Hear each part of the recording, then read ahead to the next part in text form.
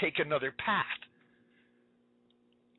So anybody that says that there's other paths that are leading to God, that we're all headed for the same God, is denying the power thereof. 2 Timothy chapter 3, verse 5. Having a form of godliness, but denying the power thereof, the power of the cross to forgiveness of sins that makes Jesus, through his resurrection, the way, the truth, and the life, and that no man comes to the Father except by me. He makes that 100% clear. There's no need for interpretation there.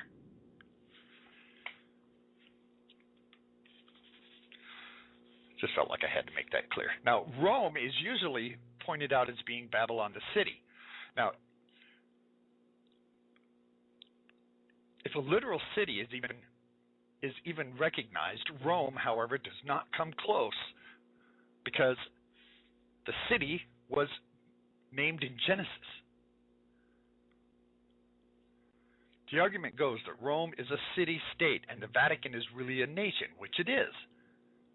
But beyond that fact, it fails the parameters for Babylon the Great. Babylon the Great is the financial, the political Babylon. It's a large nation with many cities. It has many huge warm water seaports, a huge military, a space program, etc., etc. Rome doesn't fulfill any of these. So here's the point, friends. Believe God, not man. It does fit the religious one world religion, false prophet Babylon, but it does not fit Babylon the Great, which is verse 18, the one we're talking about now. Now, I want to share with you something else that another author said. Some Bible expositors, they make a big deal out of the fact that Revelation 17 refers, verse 9, to the 7 heads of the beast and the 7 hills, because Rome was apparently built on 7 hills. Well, if we take a momentary allusion to Rome was appropriate at the time, but everything else in the same chapter makes it clear that even the 7 hills may not be a literal 7 hills, but rather 7 kings. Could be. We don't know. Like I said, this is a future event. You decide for yourself as you listen to this and study it yourself. Study it yourself and decide for yourself. These are articles within circles here. And there's many prophecies that are easily missed if you become obsessed with only one aspect of prophecy. That's why you need to go back and look at all of the end-time prophecies when it comes to these things, so that you can get a full picture and consider everything. I cannot tell you how many times I run across people who are cherry-picking verses and say, here's the reason why right here. Well, you got to put this into context with the rest of Scripture all the way through the Bible. You cannot cherry-pick verses and make it mean what you want it to mean. Stop doing that. That's why you need to read the Bible yourself. Start at the beginning of Genesis and read all the way through it. You need to consider everything and have it in context. Otherwise, you're not coming up with the truth. And if you pay attention to the language of Revelation 17 and 18, you can easily see that Rome does not meet the qualifications of this end-time political Babylon. Well, you're still not convinced that America's in end-time Babylon? Let's look at some of these other verses that are going to back up what I'm talking about. And I'm going to do exactly what I'm telling you to do, is to put this in context with other Scripture. So here's Jeremiah 50, 12 and 13. It says, "Your mother shall be sore confounded. She that bare you shall be ashamed. Behold, the hindermost of the nations shall be a wilderness, a dry land, and a desert. Because of the wrath of the Lord, it shall not be inhabited, but it shall be wholly desolate. Everyone that goeth by Babylon shall be astonished and hiss at all of her plagues." This verse in Jeremiah is talking about the destruction that the end-time Babylon will receive. It refers to end-time Babylon as having a mother. What country has a mother? America. Its mother is England, considered we talked about this yesterday. Let me share something with you from author Stuart Best, who says this latter-day Babylon has a mother, which is also a nation. This mother was responsible for birthing the mighty Babylon of the end times. If Iraq is Babylon, and some try to claim who's the mother of Iraq, if Iraq is the revived Babylon. Because if you read this verse carefully, it says the mother nation preceded Babylon, gave birth to her, watches her rise to full power, and watches her die in fire. Again, who's the mother of Iraq? Iraq has none. Who's the mother of Rome? Which is often presented as Babylon. Rome is not a nation, but a city. Unless you talk about the Vatican, which is considered its own nation, which has no mother, or does it? Could you call Rome the mother of Vatican City? Well, who's the mother of the EU, which is often presented as Babylon, the revived Roman Empire? In point of fact, she'll have no mother. And furthermore, the Babylon the Great is always shown as a single nation from her birth, to rise to full power and to glory. Well, the EU doesn't qualify for that. Each parameter must be fulfilled, not just some of them. You cannot pick and choose which ones you want to use to prove your case. If they all don't apply, then they don't apply. It's not that. It's just like what Jesus said in Matthew 24. When you see all of these things come to pass, know that your time is nigh, at hand.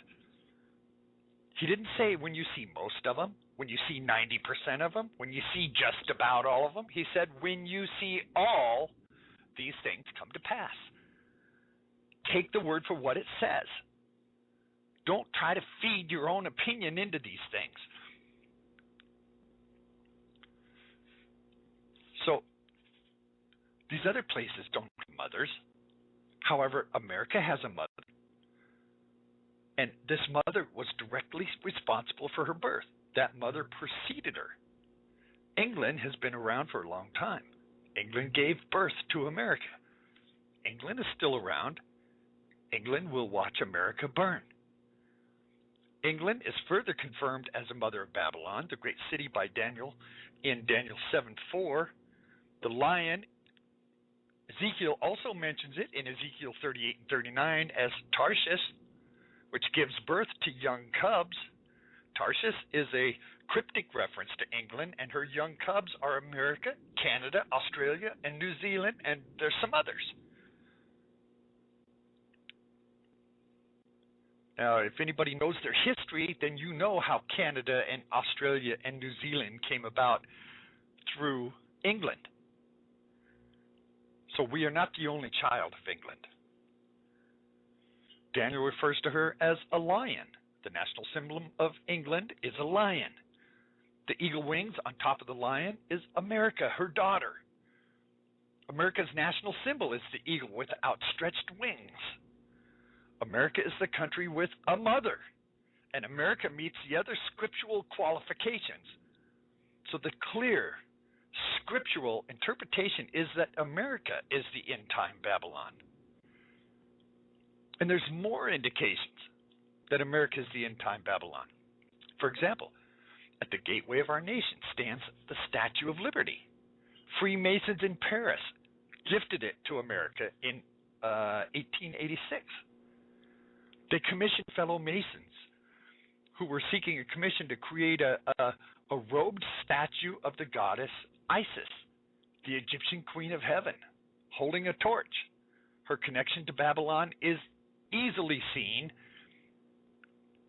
in this next quote. Now listen. The Babylonian heritage of the Statue of Liberty should come as no real surprise to God's people. Her identity is written in her shape. She stands on a base patterned after the Babylonian stepped pyramids, which themselves were designed by the tower woman Semiramis and her architects. She stands literally on a base patterned after the Tower of Babel. She wears a turret crown like Rhea, Sybil, Diana, and the pagan goddess who were counterparts of ancient Rome. She stands as a universal symbol of liberty apart from the laws and commandments of God. She represents the emancipation of mankind and the immigration and unity and the coming together of many races to become one universal mankind, all peoples coming together to one land, uniting the nation as one with one language. You see the connection there? In her poem, The New Colossus, Emma Lazarus calls the Statue of Liberty the mother of exiles, but the truth is she's the mother of harlots and abominations on the earth. That's in Revelation 17:5 that we talked about yesterday. Now there's some people who argue against America being in the Bible. And even though the evidence points to America as being this end-time Babylon, some reject this idea. And they cite Revelation 6 and 18:24, where it says, "And I saw the woman drunken with the blood of saints and with the blood of martyrs of Jesus. And when I saw her, I wondered with great admiration. And in her was found the blood of prophets and of saints and of all that were slain upon the earth." They assert that America cannot be end-time Babylon because she has not participated in murdering Christians. But I'll tell you that America is guilty of murder of Christians and Jews and will be guilty of even more in the future.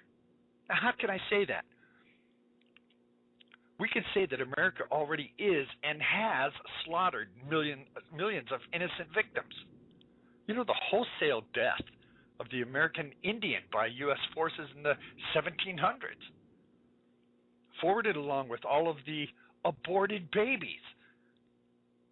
I mean, America is now up to, through Planned Parenthood and its over 800 affiliates, over 1 million abortions a year in America. 1 million abortions. Innocent lives killed in 1 year. How long is the Lord going to stand for that? Then, of course, we have the leadership, the Illuminati leaders who follow Illuminists. Adolf Hitler and his illuminated Nazis to kill the Jews and create the Holocaust in World War II.